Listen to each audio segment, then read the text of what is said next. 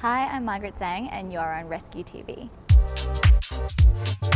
Hi, you're on Rescue TV. I'm super excited to bring you Margaret Zhang. I've been Hi. trying to nail down to a chair for about 2 years, right? Yeah, I think so. We've We're been finally threatening to do here. this for a A while. long time. Do you know what I'm really excited about?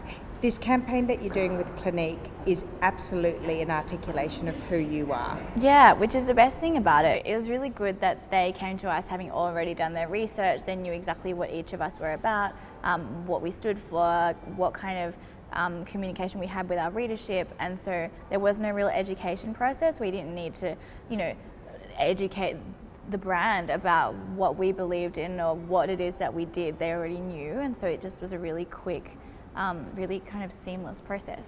Tell me when you talk about Phase 4, what do you think of? What's your kind of... I guess the campaign itself is so different to a traditional beauty campaign in that the end goal is not really about what you look like, it's really about the lifestyle. And for all three of us, beauty and fashion are hugely important, obviously, but in a very different way. So, Tavi, she's kind of pushing down into the actress space now, but also has an editorial background, at her ripe old age of 19. But if you're good enough, you're old enough, right? Right, exactly. If you have the experience, and she's been working since she was 11, that's like a huge amount of experience Absolutely in her it belt. is. And same with Hannah, she's kind of more in that fitness space, but fitness is also a huge part of beauty. So I think it's more about how you harness your approach to beauty to achieve what you're trying to do in your lifestyle and your career. And I think, that's a really unique way of looking at it rather than, sticking a model or a celebrity face on a product and selling it just based on appearances. I'm really interested in how you started, and I'm interested that you seem to have a backup plan, which, you're studying law, you're a photographer, you're a blogger, you're a brand collaborator, you're a creative director. And to me, those, as a mother of a young daughter, I hope that I will be able to, teach my daughter a bunch of skills that she can kind of dip in and out of, and you're doing that. Do you think about that consciously, or is that just an expression of who you are? I think my parents, when I was little, just let me try everything and just let me pick and choose what it was that I liked and just run with it. And I think that's kind of stuck with me, just in the sense that it's really hard for me to cut out everything and just focus on one thing.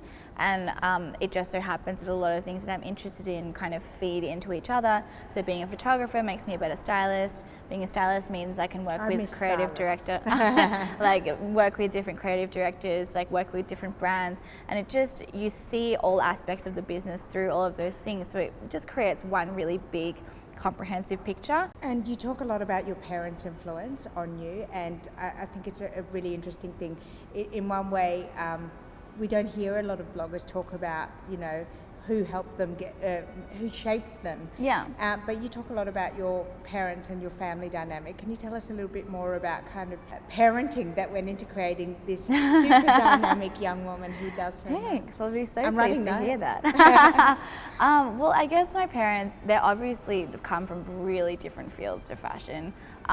Dad's in mechanical engineering, he's a professor, and so that's completely unrelated to fashion. And my mum used to be a doctor in China, so again, totally unrelated. But it's kind of more their life lessons and just understanding that parents really do have the life experience to understand things like bureaucratic politics and relationships with other people.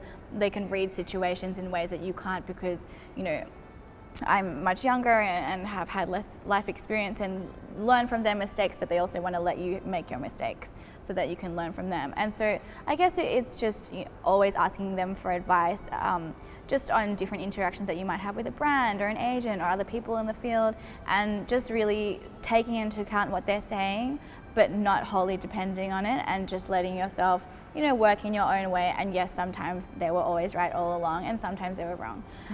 So I guess it's just really my relationship with my parents is really important, just because they kind of look at it from wanting their daughter to be okay and do well and look after herself and protect her reputation, and build a personal brand that she can be proud of and have a long career rather than a speedy, flash in the pan one.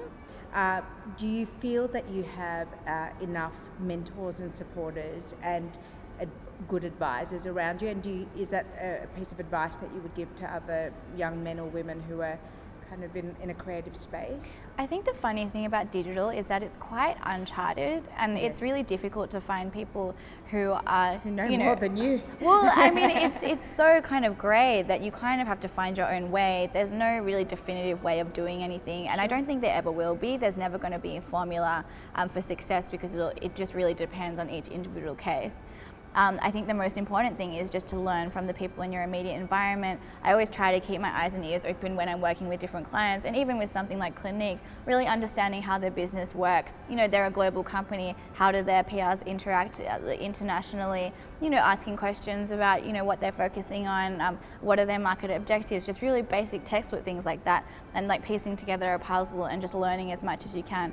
I think that's something that maybe, for example, I've done my fair share of internships, and a lot of people I know complain about how, you know, internship, oh, I'm just, you know, painting clothes, or I'm taping shoes, and there's always so much more if you just open your eyes a little and look a little broader and just ask questions, because people are willing to give answers as long as you know what questions to ask. And even if you didn't, just to learn a little more about the business as a whole and whoever you're working for, it's much easier to be passionate about something if you understand the end goal, if you understand like what their objective is, rather than focusing on like your little role in this segment. Yeah, absolutely. You've answered everything, and you are a walking, talking advertisement for Face Forward. Ah, thanks. And such a pleasure to talk to you. I could actually speak to you for hours. I would like that. There are so many things that you cover, but thank you very much for your time. Thank you so Pleasure much. to see you always. Always.